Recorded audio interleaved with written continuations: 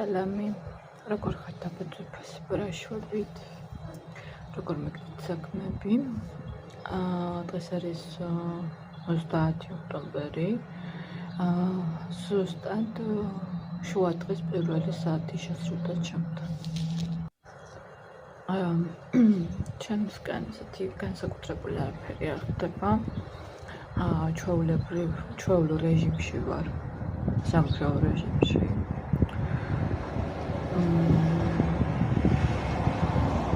თქვენს გარდა გრილი ამინდი გვაქვს დღეს. საკმაოდ ისეთ სასიამოვნო, როგორც მე მომწონს.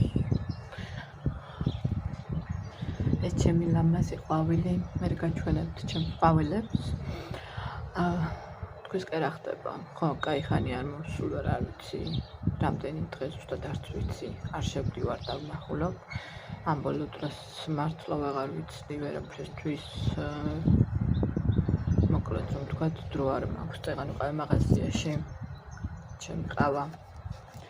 ვიყიდე. ყველას გისურვებთ. ბედნიერ დღეს. ესეთი არაფერი არ მომხდარა დღეების განმავლობაში, თუ იმას არ ჩავთვლით, რომ ხელი დამილურჩდა, გაჩვენებთ ჩემ ხელს. მოკლედ ესეთი ხიფათა გოგო ვარ რა, ესე რომ ვთქვათ. ლამაზად ჩანს ყვავილი. ჩემი უფროს მოვიდა და ფული მომიტანა ნახევარი. უფროსი ჩემი, ანუ ბებოს გოგო რა და ნახევარი ხელფასი მომიტანა. ახლა ვიყავი ჩასული დაბლა. როგორ ხარ ჩემი ძვირფასებო? იმედია რომ ყველანი ხარ ძალიან კარგად. მე არა მიშობს. ცოტა პრობლემები მაქვს, მაგრამ არა უშავს. მოიცა რა ლამაზად ჩანს ეს ყვავილი. ყველაფერი მოგვარი ბადია, ხო იცით, თავარია ჯანმრთელი გქონდეს, დანარჩენ ყველაფერი კარგად იქნება. კარგი, ცოტა შემდეგში ჩაგიტარებ ვიდეოს, იმიტომ რომ რაღაცა ჩაქეს, გვერდით სახსაკეთებენ და ხმა არის, ამიტომ ცოტა ხანში შემოგიჭრებით ისე ბედნიერი. ფუტკარი და ფრინავს არ ვიცი და ცოტა იყოს მეშინია, მაგრამ ხოს არა უშავს. მოკლედ მოვედი თქვენთან, რომ გაგიჭორაოთ, მოგიკითხოთ, მოგიყვეთ თუ რა გადამხდა ეს დღეები, ამ დღეების განმავლობაში. ჯერ გაჩვენებთ აი ამ ჩემ ხელს. ტკივა, შეხედეთ ამ დალურჯებას. ზემოთ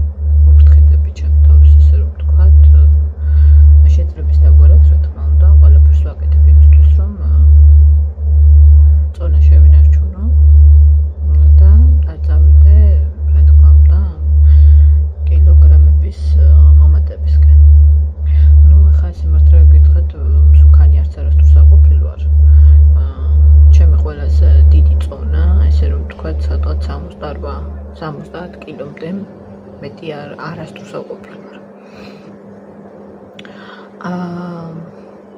ხო, ალბათ ეს გენეტიკაც არის დედა ჩემი.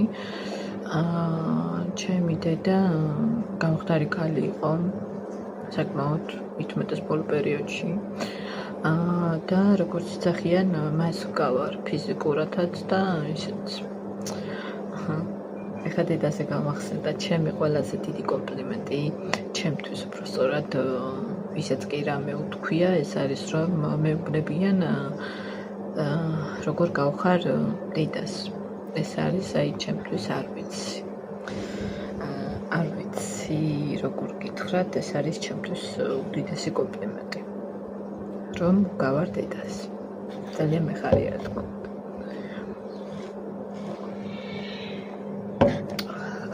გარეგნულად მას გავარ, მაგრამ როგორც ვიცი და როგორც ფოტოებიდანაც ვხედავ და მეუბნებიან, მამაჩემის თვალწარბი მაქვს. მამაჩემი იყო ძალიან ისეთი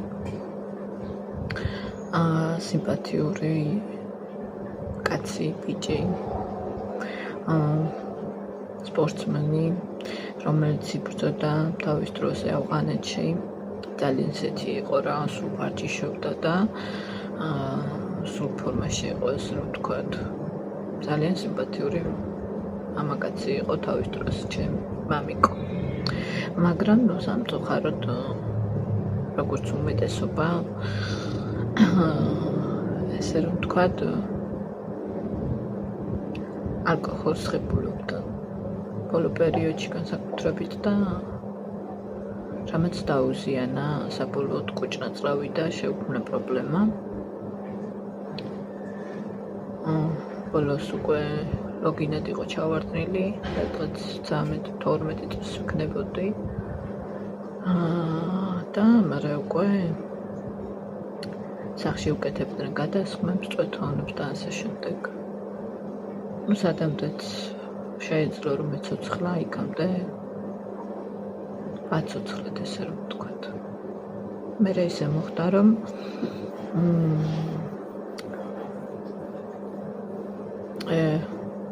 ჭამის დროს, რა თქმა უნდა, მე ვაჭმევდი.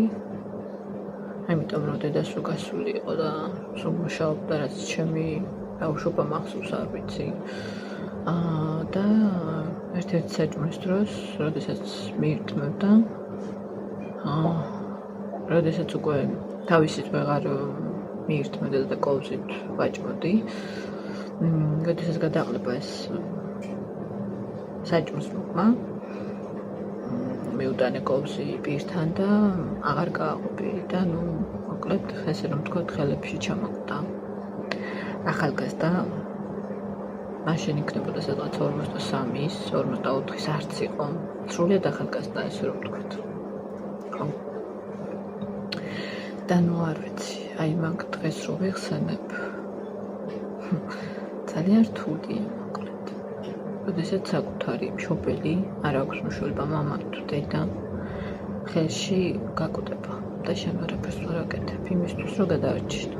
ვისაც გამოცდილი გაქვთ, მე ვხვდებით ზუსტად ვიცი. რა საშინელება.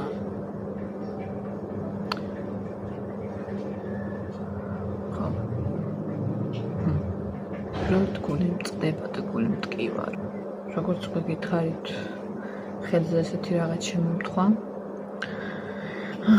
სხვა ჩემსგან ესეთი არაფერი არ ხდება, ჩემო ძვირფასება ველოდები დროის გასვლას, დროის გაყვანას, რომ ზამთარი გავიყვანო მთავარია და მე უკვე მეცოდინება, ზამთარი რო დასრულდება, უკვე მეცოდინება, როდესთვის ავიღებ ბილეთს და როდის წავალ საქართველოში. იქიდან მე ესეთი გეგმები მაქვს საკმაოდ კარგი. ასე რომ ნახოთ, წინასწარ არ ვისაუბრებ, არ მინდა მოვლენებს გავუსწრო წინასწარ. მოკლედ ჩემთან ერთად ვინც ხართ, ყველაფერს გაიგებთ ეტაპობრივად და შეგატყობინებთ.